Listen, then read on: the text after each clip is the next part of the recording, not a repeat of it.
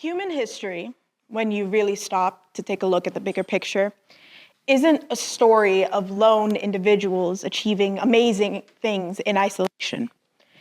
It's much more of a complex, sprawling group performance. Think of it as an ever-changing tapestry, woven together from countless threads of people working, sharing actions, and cooperating. From the biggest issues like diseases that wipe out populations, to the everyday fundamental act of growing the food we need to sustain ourselves. Our species has made its biggest leaps forward not through individual acts of brilliance. Instead, we have progressed thanks to pooled knowledge, shared efforts, through collaboration. From big world treaties that shape events to homegrown actions, humanity has always collaborated and has always needed to collaborate. Let's look at it on a global scale. How did the world respond to a threat to the Earth's ozone layer? In the 1970s, scientists raised big alarms. The Earth's natural sunscreen, the layer responsible for protecting us from UV rays, was rapidly thinning. More research was done, and it was found that this was mostly caused by chemicals called chlorofluorocarbons, or CFCs, which were found in refrigerators, air conditioning units, and aerosols. How do you think the world responded to this news? Confusion? Chaos? Calamity?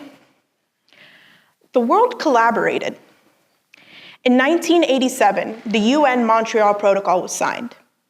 This was the first and only UN treaty where all 197 countries signed it.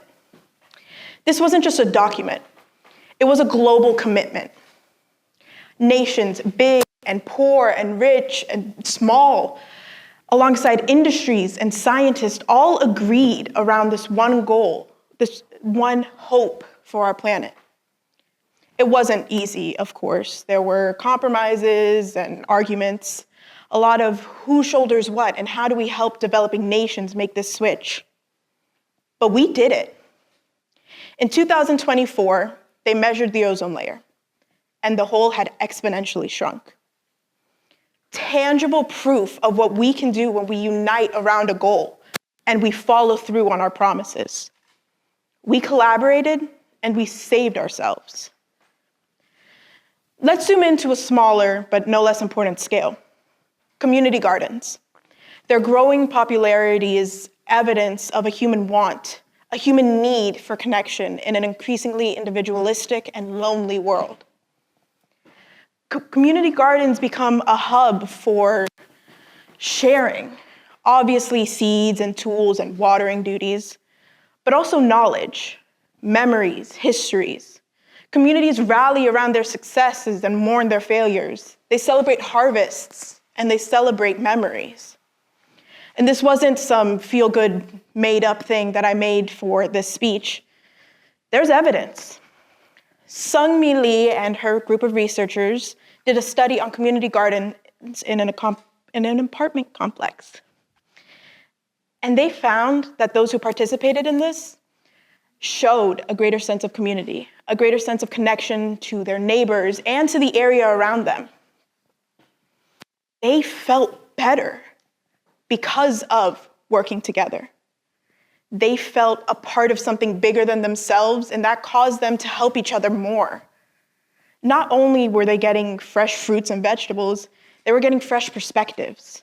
This transcended the boundaries of age, race, of gender. They connected. And is this connection purely something we learned? No. It is woven into the very fabric of who we are as humans.